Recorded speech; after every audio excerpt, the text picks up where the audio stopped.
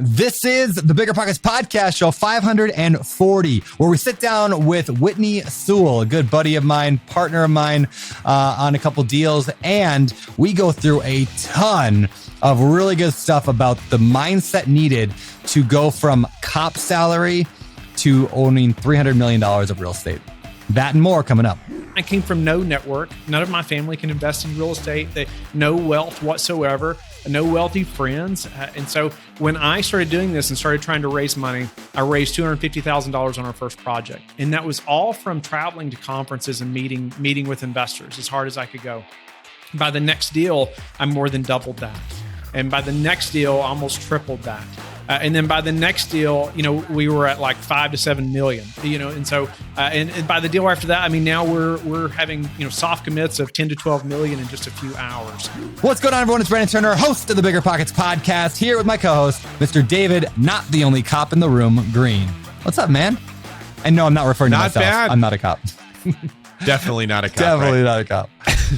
I was just watching a movie with The Rock and Ryan Reynolds, and Ryan Reynolds is being a typical self, and he and The Rock are in prison together, and he stands up and tells everybody, this guy is definitely not a cop. Don't worry. He's not a cop. Don't worry, everybody. And I thought that was very funny that you just mentioned that. Anyway, the reason I say that is because our guest today, Whitney Sewell, was a former police officer. He was military police officer, federal agent, and now has like $300 million in real estate assets under management, which is huge. And he did a majority of that in the past 2.5-3 years, which is crazy. He has scaled up tremendously fast.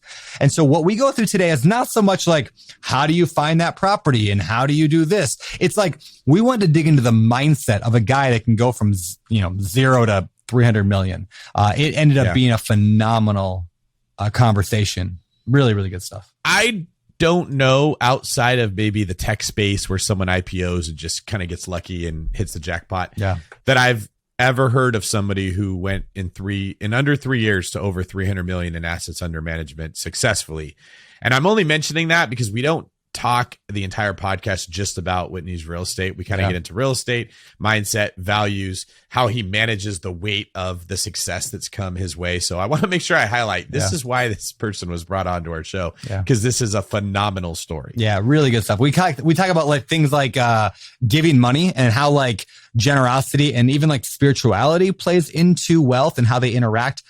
We talk about like the most dangerous book to read at the beach. I thought that was funny. Looking for problems, waking up early. We have a conversation about what it takes to wake up early, how to do it. Do you need to do it? David says no. And Whitney's extensive hiring process. So if you need to hire A players, he's going to tell you exactly how to do it. All that and more coming up. But first, let's get to today's quick tip. Today's quick tip is more of a quick announcement. I mentioned this last week, but for those who have not heard, I'm going to be actually stepping away from the BiggerPockets podcast here at the end of the year. So this is one of our last. We got 7 more episodes, something like that, left in the month of December. But coming up soon, I'm going to go take the year of 2022 mostly off and really focus on family, maybe a little jiu-jitsu, surfing, and open door capital. So anyway, just quick tip announcement. David's going to run. Don't do too much jiu-jitsu. Not too much. I don't want you getting that much better than me. I went last night to the academy, and man, like I rolled with my buddy who like I've been doing it training a little bit longer than him, and I like did pretty good. And then I go up to the other guy, and he's like, "How long you been in it?" And I'm like, "About a little over a year now." He goes, "Okay," and he goes down, and within the first 8 seconds, he had me in a footlock. And I'm like, "How long have you been doing this?" 13. I'm like, "Oh man," I felt really good for a second. And then I just felt like a complete idiot for the rest of the time. The reason I bring this up real quick is because I want to ask the question to you, David, and to everyone listening, is where right now in your life are you putting yourself to be the idiot, to be the dumbest guy in the room? Where are you deliberately choosing to be the dumbest guy in the room right now? Because chances are a lot of people aren't. They like being the smart one. They like being the best. But where are you putting yourself to be the dumb one? Because that is where growth happens. What were you going to say? Definitely in jiu-jitsu. What I was going to say is there's this like bipolar ride that you take where you'll go and I'll do way better than I thought I was going to do against someone. And I'm just like, oh, I love this. I'm a natural. And then the next day I'll get thrashed by somebody who I would have thought I would have been able to handle. And I'm like, why am I doing this at all? This is so dumb. And your feelings will just switch from one day to the next. And that's why you can't trust them. What you got to do is look at, well, am I better than I was the last time that I went to class? And that's the only barometer that matters in life, at anything you're trying to do. You're always going to have fights with your spouse. I mean, I'm not married, but I'm sure, Brandon, that's a thing that you can't avoid. And so if you focus on how you feel in the moment, you're going to have times where you're like, I hate being married. This was stupid. And then at other times, this is the best decision I made. But if you're always looking at, is my marriage better than what it was the year before? You're going to stay married and it's going to get better. So I would just say, like, Whitney's story is incredible. He started off in Iraq in 2001, which is a very difficult time to be in the Middle East. And he came back and he was a police officer in Kentucky, I believe, which was a very poor salary. Then he became a federal officer where they just work you to the bone and you don't really make more money. And so he grinded and grinded and grinded. It would have been so easy to quit. And then he gets out and finds his niche and boom, makes this podcast that also was a grind and then just took off, and he raised all this money and he's buying really good real estate. Yeah. And it's that overnight success in 15 short years type of a deal. So that's really what we're getting at here. That's what we're getting at here. So when David and I talk jiu-jitsu, I know I saw a comment on Facebook there, like, I don't like all the sports analogies. And I'm like, just be like, okay, one, yes, we're into sport, or the sport anyway of jiu-jitsu, but remember, we're not talking about jiu-jitsu. Replace that with life or with real estate or whatever. Like, these are all lessons that we're talking about. So hopefully we don't offend too many of you with our jiu-jitsu analogies. There's just so many of them. All right, time to get into this thing. I mentioned earlier the idea of where you putting yourself to be the not smartest guy in the room. Definitely today, me and David put ourselves in that spot by sitting there talking with Whitney. You're going to hear just how wildly intelligent and ambitious this guy is. He's something I think he's somebody I definitely look up to, and I think you will as well. So with that said, let's jump into the interview with Whitney Sewell. Mr. Whitney Sewell, welcome to the BiggerPockets podcast, man. An honor to have you here today. I am honored to be here, Brandon. Well, this should be fun. You and I know each other a little bit. We hung out there in the Colorado mountains for a few days back springtime. And, we got to know each other a little bit, but I never got to hear like your origin story. Like, where did the famed Whitney Sewell come from? So why don't we get into that? How'd you get into real estate? I mean, what were you doing beforehand, and what sparked your interest in real estate investing? I'm going to go way back, Brandon, because I feel like it's very valuable to your listeners. And I go back to March of 2001, and in March is when I decided to join the military. And if you can remember in 2001, what happened 6 months later, at that time, I just knew it was the right thing to do. But of course, I had no idea that in just a few months that our country would be at war. And I'd be spending a year of my life in Iraq toting around a machine gun, obviously praying every day that I get to go home. Yeah. Unfortunately, not everyone in my squad made it home. Thankfully, Lord protected me and allowed me to make it home. But the one thing the military taught me, Brandon, and I feel like as an entrepreneur, you almost just have to have this one way or another, is to have a never give up mentality. And because it's just not an option to give up when you're in combat, right? I mean, other people are depending on you to perform. It doesn't matter if you stumped your toe or you hurt your arm, or it just doesn't matter, right? You get knocked down, you have to get back up, and more than, your own life is on the line there. So I also wonder if they should just put all kids, they just put all kids through boot camp and just put them in the military for a little while. Maybe not the dangerous part, but make them go through that. Cause I feel like those lessons, I'm sure like almost every military or former military, now real estate investor I know, just has these this character that's just so much stronger than most everyone else. So it would change our country in a massive way. That's for sure. Yeah. But when I came home, I had some limiting beliefs thinking that, I was not able to get a job, or what am I going to do as a career? I felt like I had to have college, to make that happen. And so I felt limited. However, I thought, okay, I've always thought about being a police officer. So I applied to be a police officer with Kentucky State Police. There were 1,200 applicants. I was blessed to have one of 5 positions. And also that never give up mentality still became something that was so important, and it had to show from the way I wore my uniform to the way I responded to every dispatch. However, I quickly realized that I had an income problem. And I would have worked the first 2 years for free. I mean, I loved working the road. I loved the service, the discipline, the uniform. However, got married shortly after. And my wife and I, Chelsea, we just passed each other in the hallway the first whole year of marriage. And I noticed guys were retiring with 25 to 30 years on, making $30,000 to $40,000 a year. And I was like, okay, this is obviously not what is best, for our family long-term. And so again, thinking that, I didn't know anything else that I was qualified to do, I started searching for some way to supplement our income. And this is like 2009. And I was making such little money. The collapse at that time did not affect me. I didn't even know anything like that even happened, but I learned that not only had one or two people built wealth in real estate, but, millions of people had built wealth in real estate. And so I thought, okay, if that many people can do it, I can do something, right? I can do something to build some supplemental income for my family and I. So we bought 2 triplexes, and I just made tons of mistakes, honestly. Learned a lot the hard way, mismanaged, trusted the seller, the realtor way too much. But we learned a lot, and we gained a ton of knowledge. And thank the Lord, we did not quit there. Soon after, still looking for better income, I became a federal agent.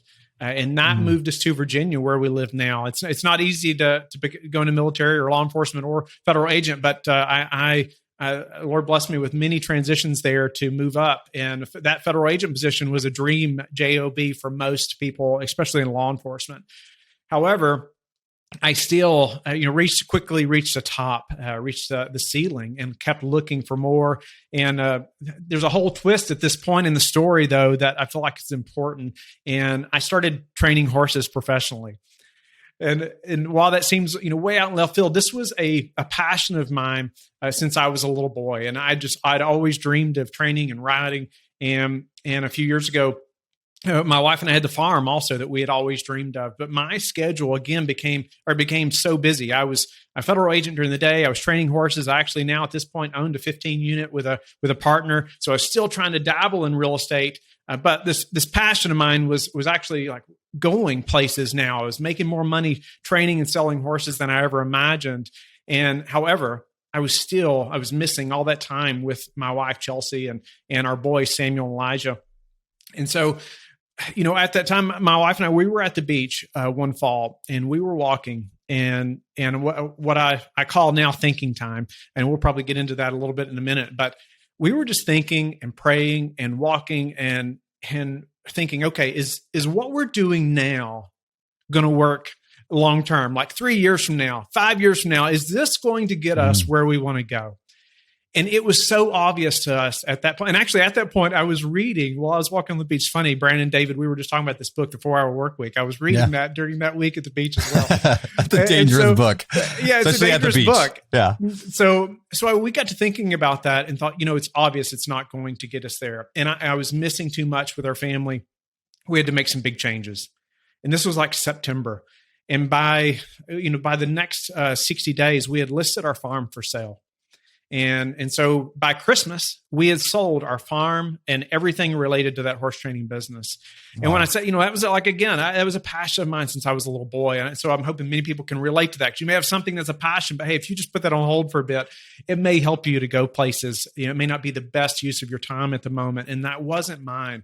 And so we sold the farm. And I'll never forget my wife and I pulling out of the driveway and just crying, right? Just bawling our eyes out because it was so hard for us. But we knew that for us to go places, for us to have passive income, for us to build wealth for our family, that it was something we had to do. I love that you brought that up, that there are activities in your life that are amazing and that you love to do them, but they don't necessarily work right now. This is something I've been thinking about lately about like, there are things that can work at any time in your life. For example, training horses could work when you're 40 or when you're 50 or when you're 60. You can come back to that. But building wealth, like if you built that now, then you could have more time for that fun activity later. But there are other things that you don't get back later. Like little kids, you don't get that time back later. So you have to do that now, right? So when you're thinking, even like to jujitsu, like one of the reasons I'm doing that now is because I can't really do that when I'm 50 and 60. Like there's very few that do it well at that age. I could surf though when I'm 60. So I've actually been surfing less and I've been doing more jujitsu because one of those I can do now. One of them I can't do very well later. So it's just an interesting way of looking at life. And you have to sacrifice some things once in a while, but think through what can I do again in 10 years or in 20 years from now and I can get my kick then. That makes sense? makes a lot of sense. And that's definitely what we had to do. And I had to be okay with giving that up for a time period. And I'll come back to that in a minute and just some way things have worked out. But about a month later, I hired a mentor. And there's a long story behind that, but one way that I even narrowed that process down was on BiggerPockets at that time. And, finding people who were being mentored by lots of other people to figure out, hey, what's the best avenue here? But I also started traveling to conferences as much as I could possibly go. I mean, like 2 to 3 weekends a month, I was flying somewhere, meeting and networking as many people as I could. But what that did also, Brandon, I still had that limiting belief. I'd bought the 15 unit, and even that was so much bigger than I'd ever imagined buying. But now going to these conferences, I started meeting people who were buying 100, 200 unit complexes and had only been in the business a year or 2 years. And so I was given that belief again, okay, wait a minute. If all these people can do it, I can do it too. And so we hit it as hard as we possibly could. And so soon I started a daily podcast. I've been called crazy more times than once for that, but started a daily podcast. And over the last, 3 years now, we've interviewed over 1,200 people, just experts in the business. But this rapidly gave me credibility, right? Exposure, results. My network of investors and industry leaders exploded. But this was also my own university, right? Just like you all. I mean, you get to ask all the questions you want to ask of all the experts. And that's what it did for me. And I'll point out something else here. I started the real estate syndication show before I'd ever done a syndication. Okay. Really? So people called me crazy right back then, but it's been so worth it. And so not only did my network of investors grow, but my network of mentors as well. And all these people that I built relationships that normally I would not have gotten to talk to. Right. But also what I call overcommitting. I overcommitted in a massive way, but in a good way, because I know that if I'd done a weekly show, I would have tried to have done the audio editing, the video editing, the show notes, all those things myself. I probably would have gotten behind and halfway done them. But it pushed me to build teams, pushed me to hire people, pushed me to scale and brand in ways that I never imagined. Which is interesting. That's the same logic that goes into why like you and I like multifamily. If I go buy a duplex, I'm going to do the work myself. I just know I'm naturally going to, because it's just right there. I'll go take care of it. I was at my condo yesterday that I'm remodeling. I didn't necessarily do the work, but I'm really involved. But I'm not involved in a 200 unit property. I just can't be. It's impossible. So you're forced to level up to like higher dollar per hour skill set by having the bigger deal. Same with a daily podcast. I love that you said that. So, at this time, and while we're excited about massive growth, obviously in our business and our team right now, I want to share something that's behind that growth, because during that time when we sold our farm, my wife and I moved into a small house in town. We bought a small house, and I built an office in the basement in the corner. And that's practically where I lived for about 2.5 years. And unfortunately, days that doing a daily podcast, I was off every other Monday from my federal agent position. And those Mondays we called my marathon days, and I would record 12 to 15 interviews back to back nonstop. Man. And so my wife would literally pack me lunch to go to the basement for the day. It was quite madness. Honestly, I was still traveling, doing deals, and still working full time. And it was a very stressful time for the family. That's why I wouldn't recommend a daily podcast for most people, but the Lord sustained us. However, something that helps sustain us though, is having something that's bigger than us driving us. And so a lot of that, I'll share, when we moved to Roanoke, Virginia, we were listening to a pastor talk about how they had adopted and just 150 million orphans in the world. We had never been exposed to adoption before, or just that need either. And so we had only been married a couple of years at this time, but on our way home from that event, we immediately asked ourselves, why would we not adopt? And it seems so simple, right? And I'm so thankful now for our ignorance, really, just in the process of adoption, because it's not easy. However, it seems so simple. And within a week, we turned in our application to adopt from Ethiopia. And 2 years later, it was 2 years later, our first son Samuel came home from Ethiopia. A year later, our second son, Elijah, came home through adoption. And now we have a daughter as well, Eden Joy, who came to our family through adoption. So it sent my wife and I on a mission now to help as many families through the process of adoption as we can. That became our why behind Life Bridge Capital. And so now we've committed half of our personal profits to this foundation that we've created that's now helping families with the financial burden of adoption. And so that why changed everything for us. And now it's just amazing to see how it's changing everything for so many other people now as well. And I share that. I mean, it's obviously such a big part of who we are in our business. But during that time, my wife couldn't care less about real estate, right? And I feel like there's probably a lot of listeners who can relate to that. But however, she is extremely passionate about our mission, extremely passionate about our why. And so when I'm up late, just weeks and weeks and weeks and weeks in a row and traveling, recording all these shows, hey, she knows we're working towards a larger mission, a larger vision. And that helped us all just be united in a bigger way. That's cool, man. There's a lot we could unpack there, but I love, and I remember talking to you over lunch when we were in Colorado, talking about just the heart you have toward adoption. That's something my wife and I feel very strongly as well, that we plan to adopt. It's always been in our plans. It's in our 5-year goal. It's in all of our stuff. Like and in my entire life, I've always just kind of known that that's what I will do someday. And so it was cool to meet you. I looked at that very much as like a sign, like, okay, yeah, this is somebody who can help make this thing a reality. Cause it is a complicated, confusing process that is, in some ways like heartbreaking at times, because you think you're getting it and then it's not. And I've heard a million stories. So anyway, super cool, man. I love hearing that. Where does the name LifeBridge come from? I know LifeBridge Capital. What's LifeBridge? That was really the mission behind the name before we ever even started LifeBridge Capital, right? And connecting a way for these families really to bring their forever children into their home. All right, very cool. That's where the name came from. Why don't we jump to where you're at right now in your business, and then we'll go back and fill in the gaps and how you got there. So what's your business look like right now? Assets under management or money raised or whatever you want to go with that. What's it look like today? So we have about 300 million in assets under management right now. Ooh. And so we've grown very fast. But that's been by building a great team, and I'll elaborate there. We have about 10 to 12 full-time people in the Philippines. We have 5 full-time people in the States and hiring 2 to 3 more people as we speak. And so, we've grown very fast. What do they do in the Philippines for you? What's that look like? They are all podcast production. We're producing lots of podcasts, cool. Other people's podcasts as well now, but mostly all of our marketing team. Okay. And so the podcast, it really has helped drive, I'm guessing a lot. I mean, you kind of said it earlier. It helps drive a lot of the relationships, but also are you raising money from it? And like, what does the podcast, I guess, do for you? And a second part of that question is, for those listening to this show that maybe are thinking, well, maybe I want to start a podcast. Do you advise that? What's your suggestions there? I'd say, what are you waiting for? What are you waiting for? And you have to get past the limiting belief, because everybody thinks, well, there's so many podcasts out there. How am I going to be different and all those things? Yeah. And you got to get past that, because you're going to build your own following. And it doesn't take too large of a following to be able to raise a lot of money, right? Yeah. But ultimately, you're building credibility for yourself. So to give you an example of what that podcast has done for me, I think our first project, I started traveling. And again, I came from no network. None of my family can invest in real estate.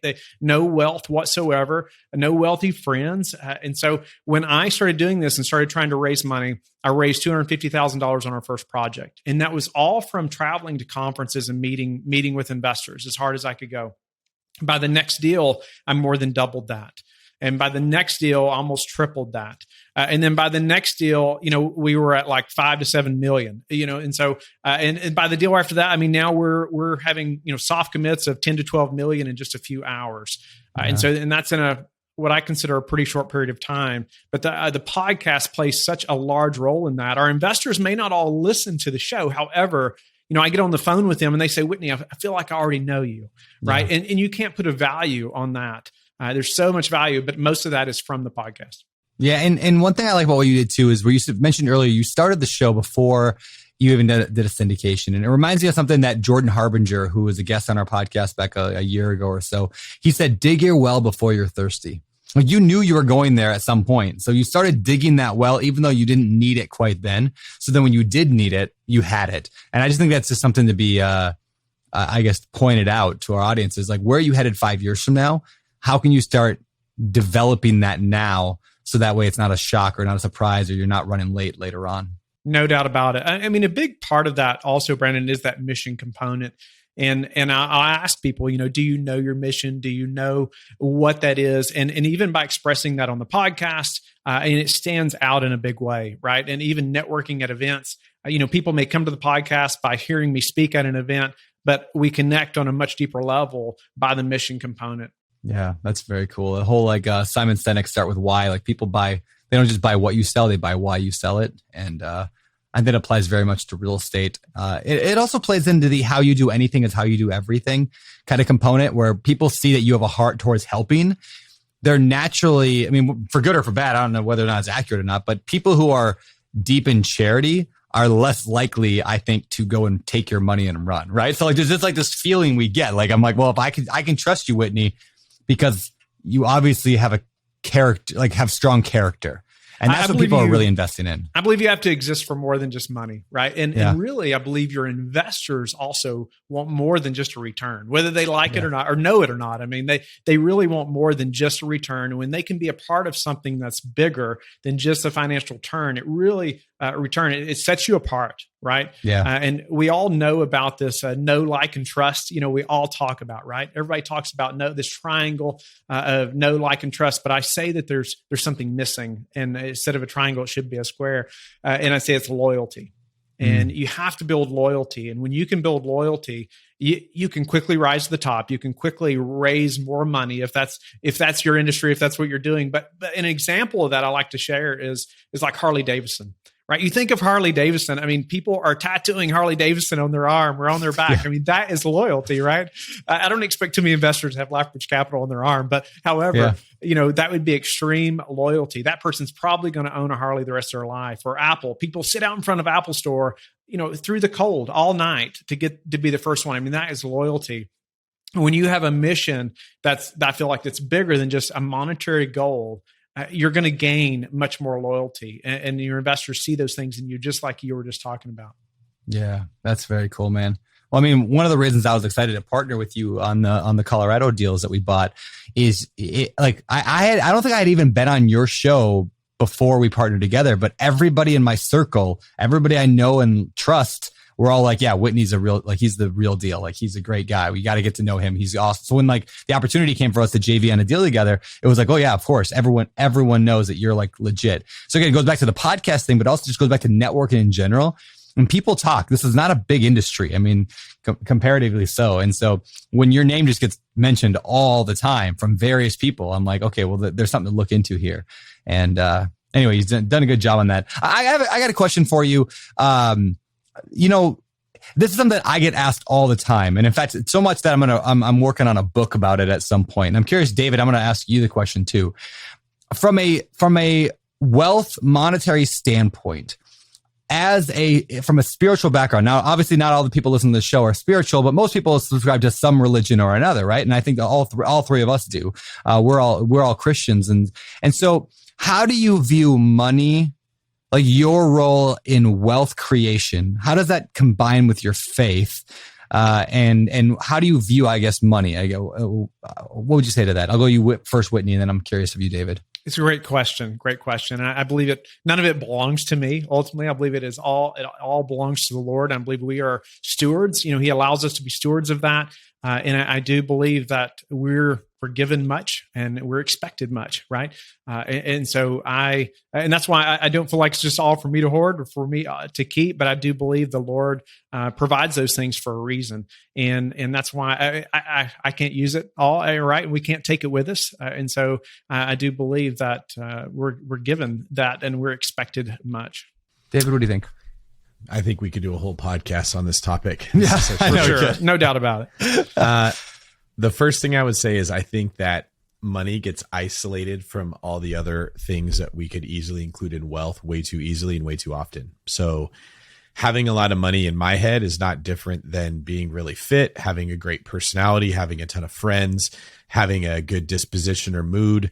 It's one way that you are empowered in life and can open doors for you. But those things I just mentioned all do the exact same thing. Wealth comes in more ways than just money.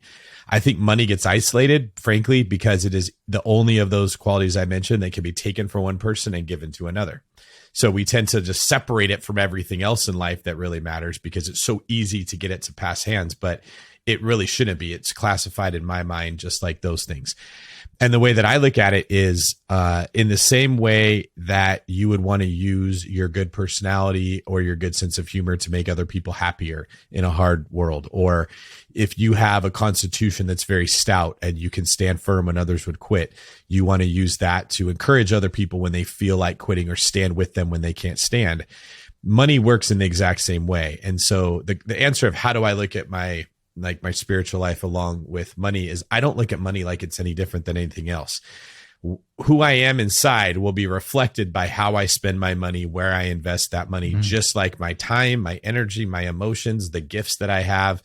All of those things are in my mind looked at the same way. So I think where people get in trouble with money is, like I said, they isolate it away from everything else. And they're like, well, that's my money. You can't touch that. But this other stuff, maybe I'm going to be measured by how I use it. But I don't think that's fair. I think that money can be used to help other people, or it can be used to help yourself. It can be used as sort of your sense of comfort. Like if I have enough money in the bank, it can protect me from any bad thing. But I think people make those same mistakes with their personalities. I think certain people close themselves off emotionally to the world because they don't want to be hurt, and they think that's keeping themselves safe. Just like the person that dies with $100 million in the bank, but no friends. So I don't know if that answered your question, but that does. How you spend your money, it speaks, right? Yeah. And how you spend your time, it speaks.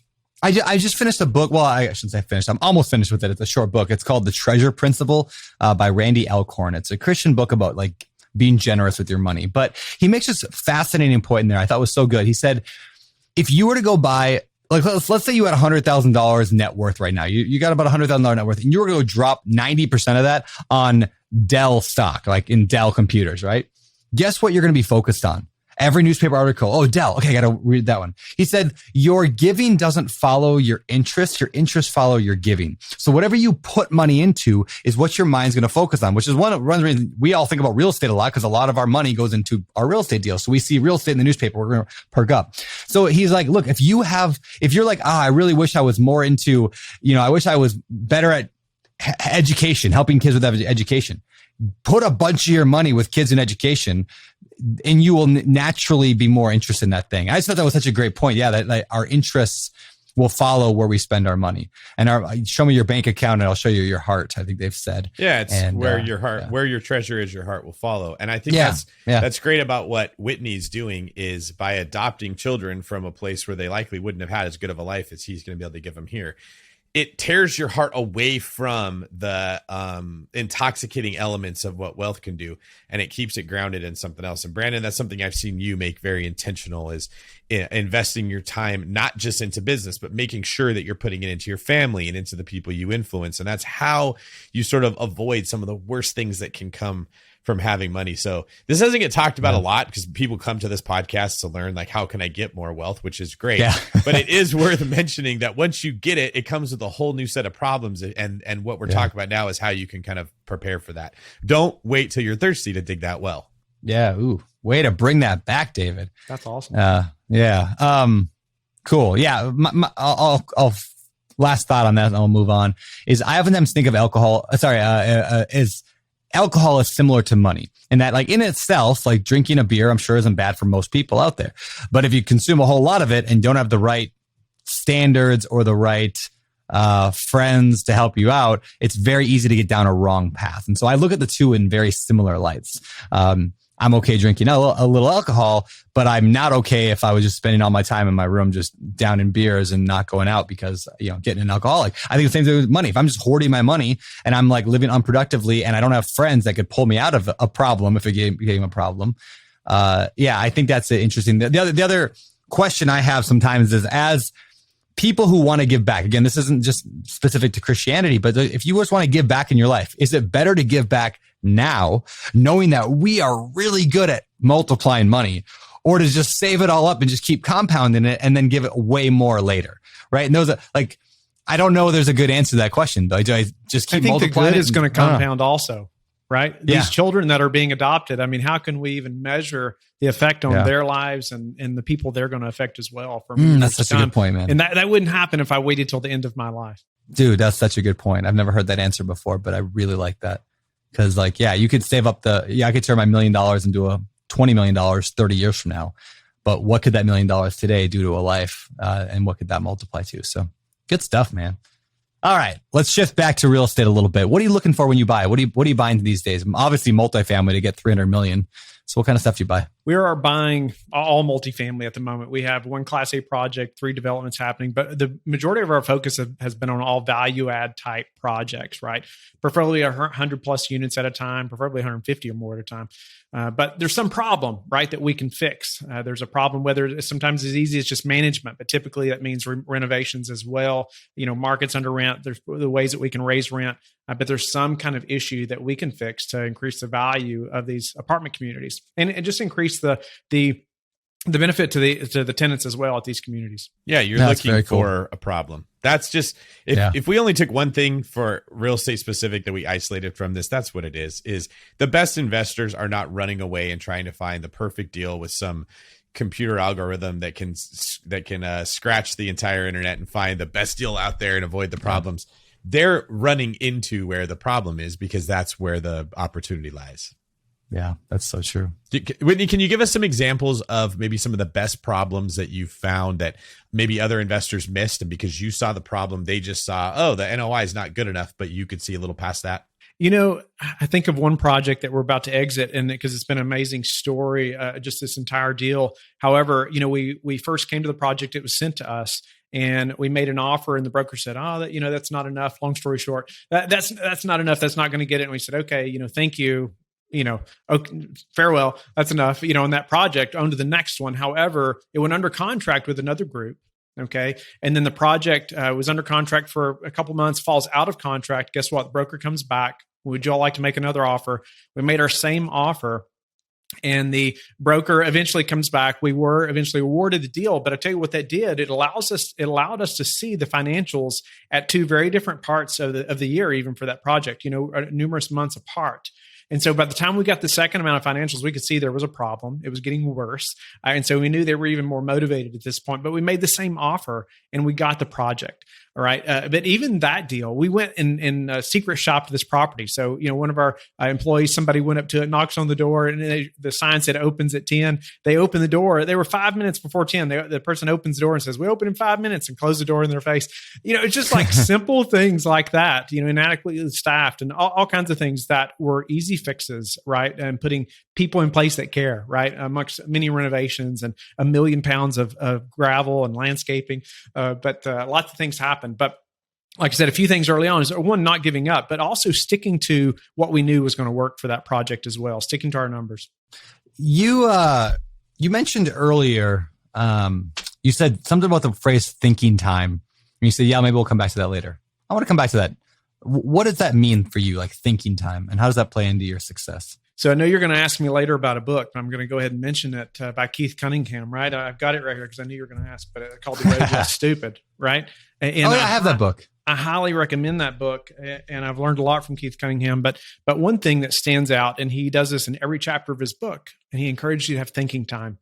And ultimately have a space in your day, right? Even a space in your office or your home or somewhere where, hey, it's just you, a pad of paper, a pencil, and go ahead and put some dots on that paper. So like your mind already knows it has to come up with something to put down there, right? I love it. But even that thinking time, like when my wife and I were on the beach, like that was crucially important. And that changed the entire trajectory of our entire family. I mean, our entire future in drastic ways. But it's by separating from the daily, just mundane things that just keep coming, right? Every day, all these things that come at us, and we're just playing defense constantly, right? And so having that thinking time helps us separate from the phone, separate from the computer, and really just ponder, right? And see, and think about the things that are most important to you as well. But also, what are you going to accomplish that day? What are your goals that you're hitting right now? What are you not hitting? Maybe think through some of those things. But that thinking time has been crucial for us. And it is for me every day now as well. So, I mean, obviously it changed my entire morning routine from then forward. What does your morning routine look like? So morning routine is going to look like getting up about 5 a.m., sometimes 10 till, And I also have a light that comes on a timer, helps me to wake up. And I have the phone with an alarm set across the room. Like I have to get out of bed, right? Make myself get up. But then it's about 30 minutes of exercise. And at that point too, my wife and I are fixing a bulletproof coffee. You've probably heard of that. We don't blend it, but we do put lots of Kerrygold butter in there and whole milk. And so, but that time with my bride in the morning has been just phenomenal for us, right? It's time for us to pray together and just think and talk about the kids, even through that 2.5 year period where I was still working full time, doing real estate, all that madness. If it wasn't for that morning time, I don't know that we would have made it, right? I mean, it was just a time for us to reconnect and think about the day and discuss the day. But that thinking time was crucial. So after that, it's going to be spending time in the Word. It's going to be spending time in prayer, and usually spending time reading some kind of book. Typically now it's real estate or business, some type of business book. But that constant education has paid off for me in such a big way. It motivates me, learning from other people that are way ahead of me, and it just gives me a push for my morning. I love it. I just finished reading a book called The 5 a.m. Club by Robin Sharma. Have you read that one? I've not read it. I've heard of it. It was, I feel like it was a phenomenal book in terms of the information giving. It was obnoxious to read because it's a fable. So it's like a storyline. And I kept seeing every page. I was like, nobody talks that way. Nobody would ever have that conversation. Like it was like almost like too cheesy for me, but I love the book in terms of like the information they gave. Like it was one of the best I've read in that regard. But it's basically about having a morning routine, very similar to Hal Elrod's Miracle Morning, or exactly what you're saying right now. Start with some exercise, give it 5, start with some exercise, get the blood flowing, get some reading in, get some meditation in or prayer. And like, it's like reminding me of that. So I've been doing that every morning. I've been waking up. I have one of those VR, like Oculus things, like the Oculus, Quest or whatever it's called. So I like play this game called Supernatural, and it's like, you can go anywhere from like 5 minutes to like a, half hour if you want it, but I'll do like a 10-minute, maybe like quick, get the heart running, get my a little bit of sweat going, and all of a sudden, like that just transformed my morning, like in such a big way. Like I used to wake up early sometimes and just like lay on the couch and like scroll Instagram for a while and then slowly get my coffee in me. But now, like that first 10-minute thing, like it sucks for the first minute, and then I'm in, and then I'm awake for the rest of the day in a much more powerful way. So I'm just reaffirming what you say there. It's a great way to start your day, that morning. David, do you have a morning routine? I don't think we've ever talked about that. Are you a morning? You're not even a morning guy at all. No, and that's why we've never talked about it. I've never been a morning guy. I actually want to ask you, Whitney. So here's the age-old debate, right? Are some people morning people, and that's why they love this stuff in the morning? Like you want to start your day off and you get to a good rhythm. Jocko's one of those people. And some people are night people, or is that just something we tell ourselves in our heads, and you could be either one depending on the habits that you develop? I believe most people could be morning people. I don't believe that I was always a morning person, and I even still struggle with getting out of bed. That's why I make steps to and make myself get out of the bed and get started, because I do value that time in the morning so much. And I would say this too, I've experienced it firsthand. My wife was never a morning person, but once I started doing this, she started doing it as well. And all of a sudden we love that morning time, and it's our favorite time of the day. I do think it's a mindset shift. I mean, I've interviewed almost 1,200 people myself, and more times than not, they, more successful entrepreneurs, and more, not all, I'll give that to those who say, I'm just not a morning person. Yes, it's not 100%, of course, but more times than not, they do have a morning routine where they're up early and making things happen quickly, more times than not. And I do not believe that all of them just have this like natural tendency to be up early, right? I think it's a choice. Okay. And it is something majority of them have decided. So let's say that I agree and I say, yes, I think you're right. It is a choice. And I could become more of a morning person if I develop those habits, right? Where I see on the end side of this is that other people get tired and have to go to bed, and I can keep going. I can work out at night with a lot of energy, where in the morning it's not as easy. As weird as this may sound, when I first wake up, the first 3, maybe 4 hours of the day, my mind is very foggy. It is hard for me to hold a thought. I don't think That's very because you well. don't drink coffee. I was going to say, do you drink coffee? And do you drink bulletproof coffee? I drink caffeine. I don't drink coffee. But at nighttime, down in energy drinks. I can be up at night with my mind just firing off with so much clarity. Here's everything I have to do. And that's what causes the hesitation, because it's been this way my whole life. I do think I messed myself up working in law enforcement and making myself stay awake to work 20-hour shifts and sleeping on a couple hours. So there's probably some brain chemistry that was redeveloped that I taught myself for the marathon, right? Like, don't go to sleep when you're tired. And then when I can sleep, I like hibernate like a bear. Just, okay, now I got to sleep for 14 hours because I've been awake for so long. But I will admit, I would much prefer to sort of just like phone it in for the first couple hours of the day and get all my routine, easy stuff done. And then later at night is when I have better conversations, more clear thoughts, and strategize.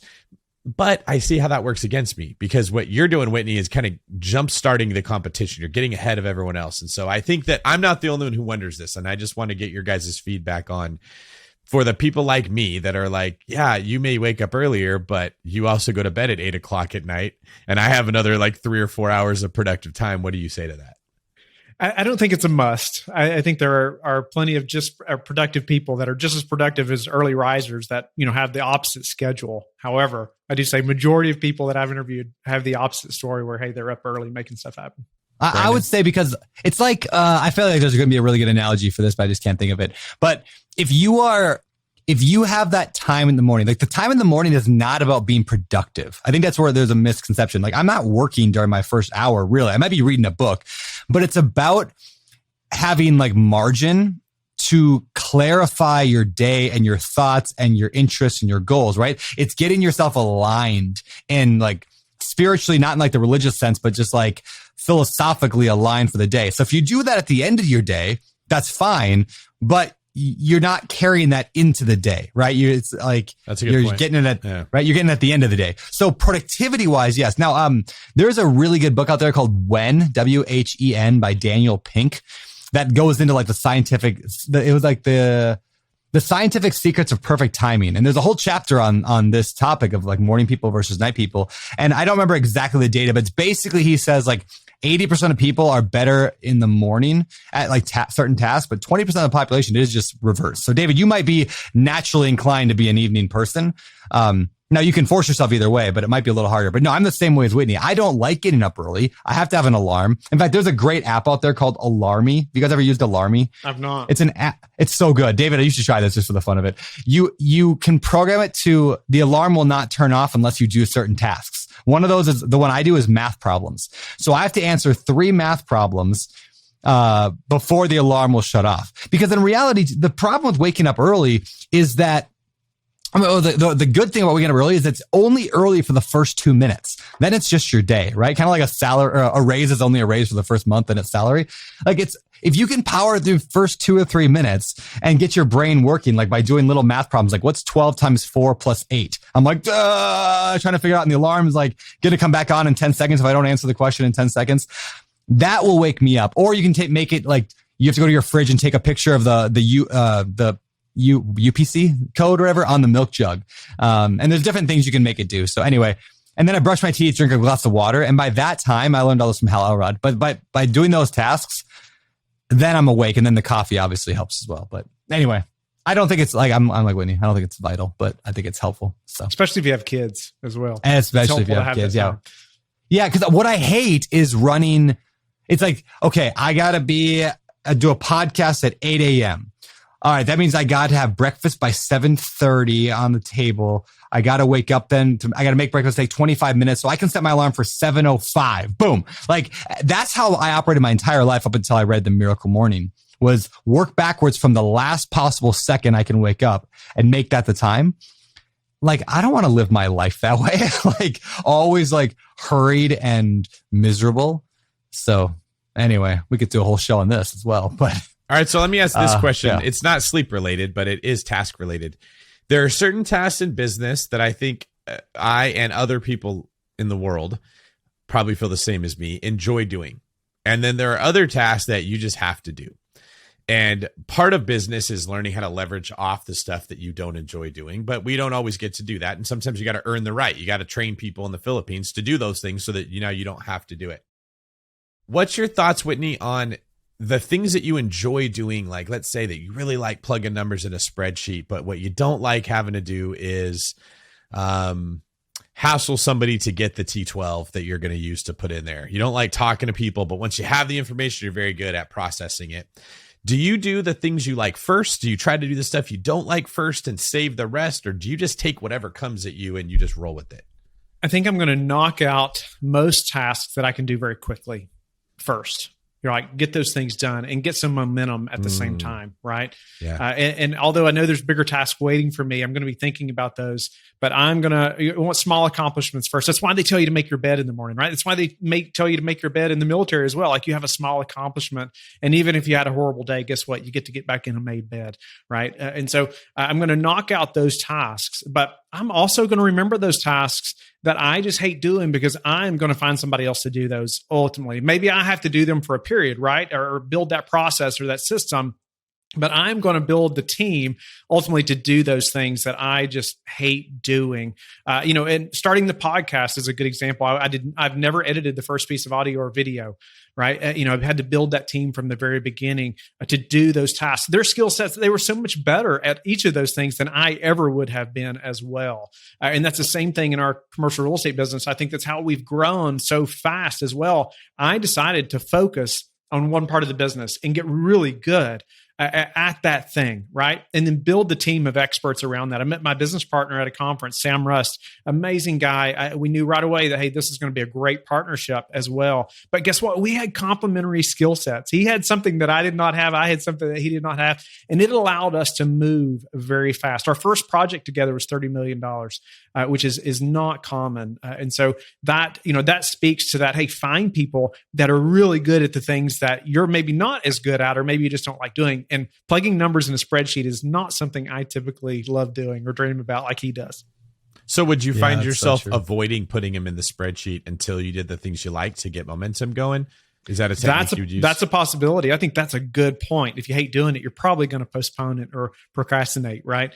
But by finding something somebody that loves doing it, hey, I think he just dreams about numbers at night, right? And I do not.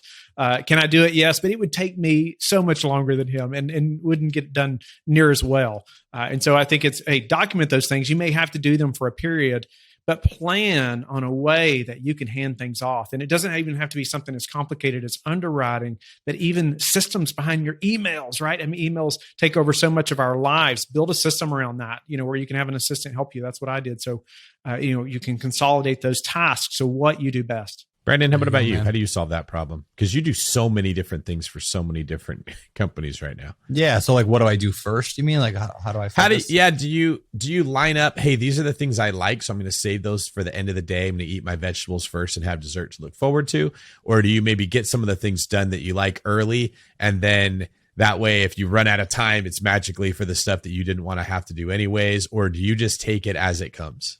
Yeah. I have kind of a funny setup on this in that I don't really run my schedule or my tasks at all. Like I don't have any say in what gets done. I have so many people that depend on me for little things. And so it just gets put on my calendar and then I do it in the order that they tell me to do it in. It's kind of funny. I'm sure like I could do stuff, but like I just find I'm so bad at doing anything. Like I will lay in bed and watch TikTok if given the opportunity over anything else, no matter how important it is. Like I will just do nothing. And so I have to hack my life to be, and I know David, you and I are very similar in this. I have to hack my life so that your own weaknesses can't defeat you. Yes. That's why Jerry shows up at my house to teach jujitsu. That's why Adriana shows up at my house to do my massage. Because I need that thinking time. I will not take that thinking time unless somebody's at my house going, well, I'm here. Get on that. And I love getting a massage every week. It's the most profitable time I have because it's my thinking time. Plus the hour in the morning, if like the Miracle Morning stuff helps.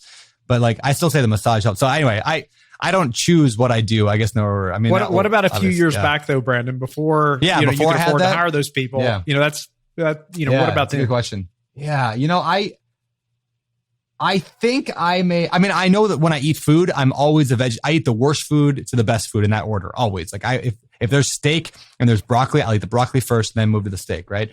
I think I do that in my own life. I think I did that as well. So I will always do the annoying work first, you like eat that frog, like the phrase goes and the book goes. That's a really good book, by the way. Everyone listening, Eat That Frog by Brian Tracy. It's a productivity book. Anyway, yeah, so I will do that first. But yeah. Well, here's why I asked, because Whitney's at a point in his career where, let me backtrack a second. The pattern of how business works once you get to be pretty successful is that as tasks come in, they get bifurcated into a decision has to be made and work, research, logistics have to be done. Usually it's sort of like the work, research, logistics is lining up the bowling pins, and then somebody has to come in and roll the ball. And the skills that we teach on this podcast are mostly decision-making skills, analyzing a property, how to raise the money, how to get the money coming in, which property are we going to buy, what ways are we going to add value. That's really like what, Brandon, you call the cut that Dr. Oz would make. That's what a good investor is really focusing on. But then like 80 to 90% of the work, still someone's got to line these bowling pins up. And when we have to line up our own bowling pins, I don't want to get out of bed to do that. And so my brain starts working against me, versus if I'm walking into the decision that has to be made, I can be really energized.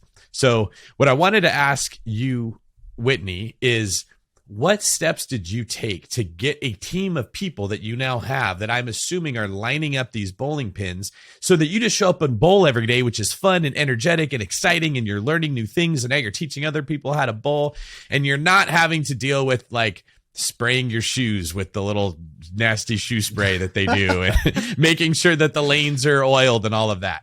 Early on, it was overcommitting, like we talked about. It pushed me to hire people. And that was all virtual at first. And so that was by hiring 4 virtual assistants from all over the world, thinking about what tasks do I need completed. And that was for the podcast at first, but that helped even me, it helped me to learn ways to hire people, right? And hire the right people early on. And obviously that changed over time, different people, different virtual assistants from all over the place.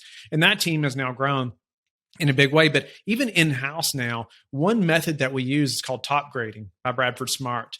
And I don't know if you all have heard of that, but you should look that book up, Top Grading. And I would say, I went through this book when hiring even my assistant that I have now, and we probably used a fifth of that book, but it helped me to build a process and narrow that down very fast. And so I put an off-job offer out to my network, and then I also put one out on Indeed. And I think I had about 700 applicants. Well, who has time to look at 700 applications, right? Or do that many interviews? Well, nobody. But in that process, at the bottom, I asked them to send me 4 things. The first 2 were not optional. The second 2 were optional. Okay. The first one, though, was a 14-page questionnaire, and it went into massive depth about all their job history. I mean, the pros and cons, about supervisors, different things. And I even told them, I let them know that, hey, you are going to have to set up a call with your previous employer for me to talk to them. Okay. And most people are going to write you off right then, right? Most people are not going to be willing to do that. But the few that are, hey, that's going to help me narrow that down very fast, right? So I received probably about 30 of those forms completed. I mean, which is quite impressive, right? So I went through those and narrowed that down to about 12. I called each 12 of those people right out of the blue, no notice, and said, hello, this is Whitney Sewell, LifeBridge Capital. You've been selected to move to the next round. Thank you for applying. Here's 4 tasks I need you to complete by tomorrow afternoon. And so I gave them the tasks and said, thank you, and seen what they sent me, right? Mm-hmm. That helped me then narrow that down to 4, just top-notch people, right? I could see so many things. I didn't even care really if they did it all 100% correctly, right? But was it on time? How was it presented? How did they word things? How much time did they spend, and on what, right? Did they spend the time on? That helped me narrow that down to 4 people. And then my business partner, Sam, and I, we did tandem interviews, and those interviews take a minimum of 3 hours.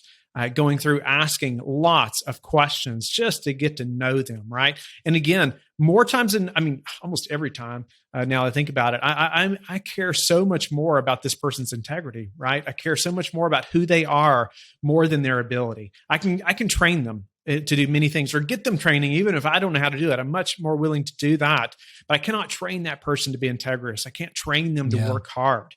And so once I can see that in them, and hey, they have some ability, some skill sets, hey, that's a person that I want, as a part of our team. And so my assistant alone, she's been with us a year now, and she has done amazing. And so I'm just always impressed at her work ethic and how she's helping me, and the systems she's helping me put in place. So like Brandon, I'm almost was told where to go to on a sometimes 15-minute basis or at 15 to an hour basis.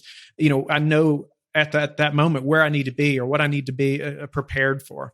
That's so good, man. That's so good. Yeah, that top grading book, I just looked it up on Amazon. So Brad and Jeff Smart, right? So Brad, I think, is Jeff Smart's father, I think. Anyway, they have another book called Who on hiring that I did read. So I'm just going to order this one as well because, yeah, finding like top talent, like that's the game. Like that's the game. Man, so good. Let me go back to a basic question about your real estate. When did you start buying, like when did you start scaling up to these big deals? When was that you bought your first like large apartment building? So I partnered on 2 projects with someone else and they were like 398 units and 415 units. That was like the end or fall of 2018. Okay. So 2018. So now here we are 3 years later. 3 years later, you've got $300 million in real estate. So it was February of 19 when Sam and I met. And it was June when we closed our first $30 million project together. Wow. All right. So how did you overcome the fear of scaling and the fear of growth and the fear of screwing something up? And maybe a piece of it is what you just mentioned. You partnered on the first couple deals, but anything else you can share? Like a lot of people struggle with this, like, well, I've been so comfortable in this like duplex, triplex lane. How do I scale my business? That's such a limiting belief, right? And we're all stuck there at some point. However, at this point where my wife and I were, even before I met Sam, it was the point where we were ready to sell the farm to make this happen. And I think that was just a crucial pivot for my wife and I and our family. It was like we were all in. I mean, we burned the bridge. I mean, we had to make it happen. We didn't have any choice. And even at this point too, when I started the podcast, I'm sure you all know this, it's very expensive to produce a podcast, especially daily. Yeah. And so there were many months where I would share with my wife in the morning, I'm not sure if we can produce the podcast next month. I'm not sure if we can afford to make it happen. And something would happen and we'd make a little bit of money and then it would happen again. I'm like, I'm not sure if we can produce it again the next month. And then something would happen, the Lord would provide again. And we kept it going, obviously. And it was not easy to say the least. However, we had no choice but to keep going. We had no choice. And it was our dream to get back out on a farm, right? It was our dream to get back out there again, or, to have that farm again, and for our kids as well. So for us, I think it's a matter of being so committed that it's just not an option to turn back. And so I wasn't as intimidated by the size of deal once I decided that, hey, we're only looking for 100 plus units. Then it's irrelevant then, the size of the deal. We're going to make it happen. That's cool, man. So to kind of pull back full circle, you sold the farm originally, had to get out of that, the horse thing. Have you gotten back into it yet? We bought a farm, and believe it or not, I actually bought one of my best horses back. And so it's pretty cool how that's come back around. Yes. That's awesome, man. So how does your time split today between that as like a hobby versus your real estate? Like, what do you spend your days doing? My days are mostly spent in real estate and obviously leading our team. And then afternoons, I'm spending time riding with my boys, or, we've been hunting the last few days, but ultimately hiking or anything like that outdoors, mostly with my family. But yes, the days are spent, in real estate and working on our processes, our systems, our team, and providing support for all of them. Any tips on leadership that you've like if you've learned as you grew this team, both a digital one, like in the Philippines, overseas, and then a local based team, like any tips on that? I think it's a matter of seasoning.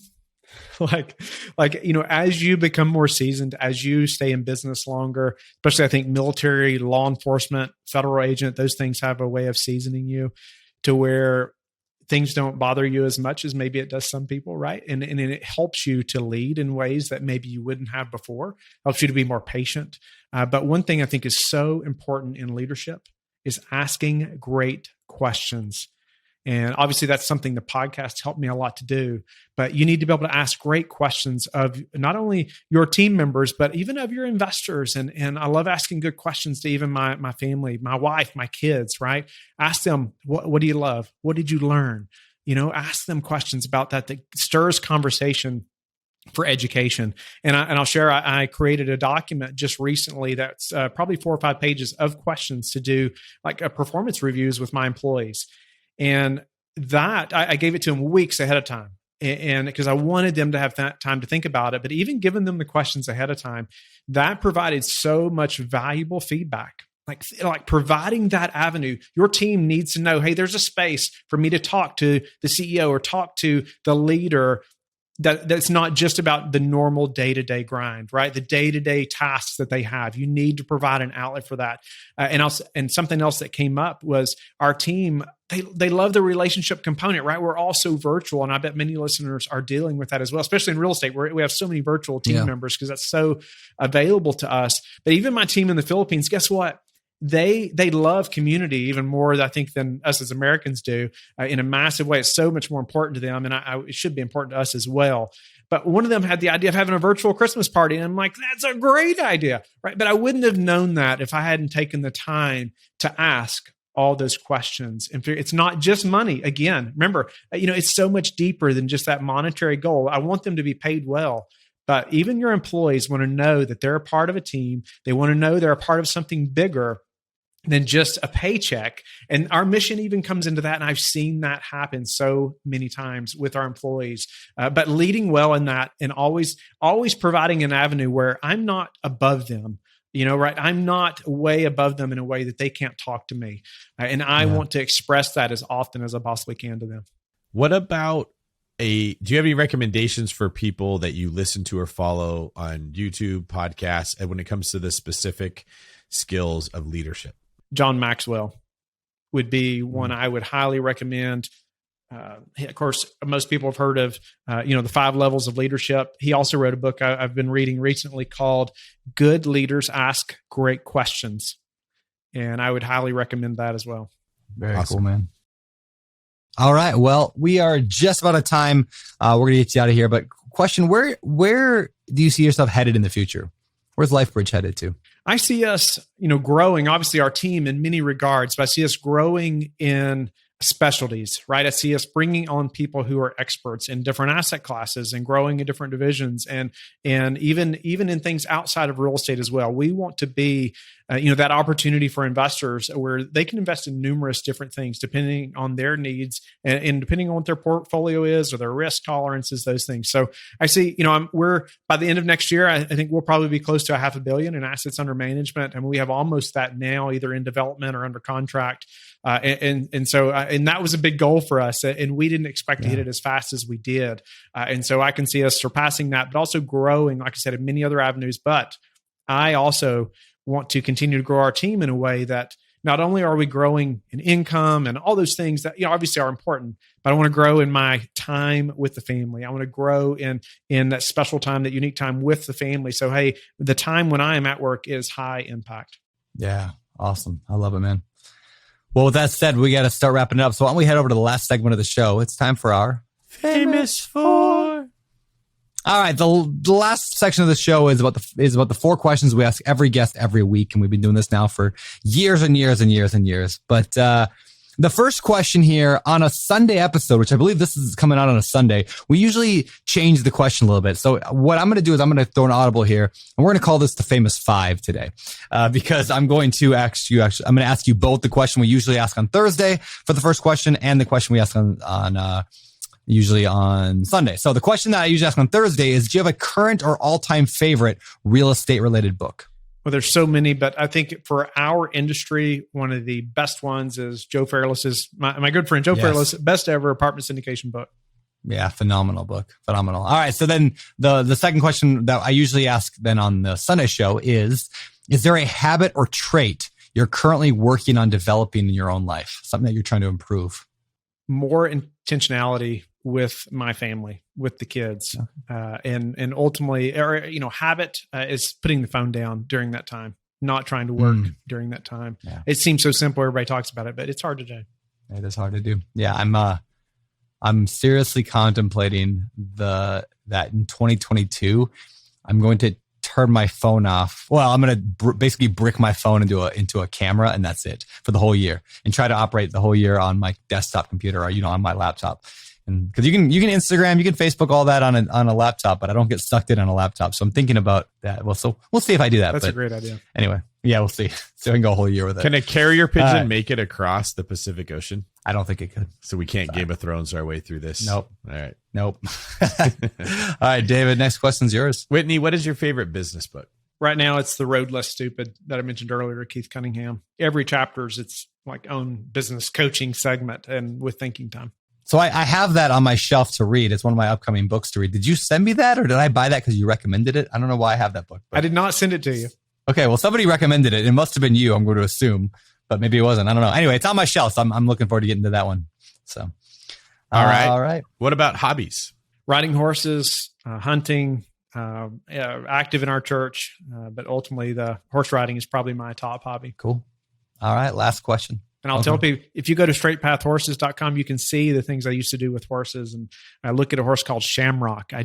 He's the one that I sold. He was my best horse ever. And the one that we bought back. Straight Path Horses? Straightpathhorses.com. If you sign up for a newsletter or email it, nobody's going to respond, but that website is still alive. All right. Well, last question from me. What do you believe separates successful real estate investors and entrepreneurs and business owners from all those who give up, fail, or just never get started? It's the mission. It's the mission. Do you know your mission? Most people can't articulate their mission. And can you articulate it? It was something I had to learn very early on, and it changed every investor conversation. And so I say, do you know your mission? Does your spouse know your mission? Does your team know? Do your investors know your mission? And make sure that, hey, if you only have 5 minutes with somebody, that they even remember what your mission is. That's awesome, man. Yeah, and my BPCon speech this year, my keynote that I did, I talked about alignment, how you got to be aligned in 5 areas, and it was vision, passion, action, emotion, and your mission. Like if you don't know why you're doing it, you're out of alignment. You're going to quit. I'm right there with you. Yep, that's it. All right, man. Well, all right. If people want to know more about the mysterious Whitney Sewell, where can they find out more about you? lifebridgecapital.com. You can email me, Whitney@lifebridgecapital.com. You can call or text me 540-585-4338. If you email info@lifebridgecapital.com, we have a tip sheet about multifamily investing. We'd love to get to you. Just mention BiggerPockets. Awesome, man. Well, thank you. Appreciate you. And appreciate you coming on the show. Keep doing your thing. Keep doing your podcast. Yeah, you're killing it, man. It's awesome. Thank you, Brandon. Thank you, David. Thank you. Thank you very much. This is David Green for Brandon No Phone in 2022 Turner, signing off.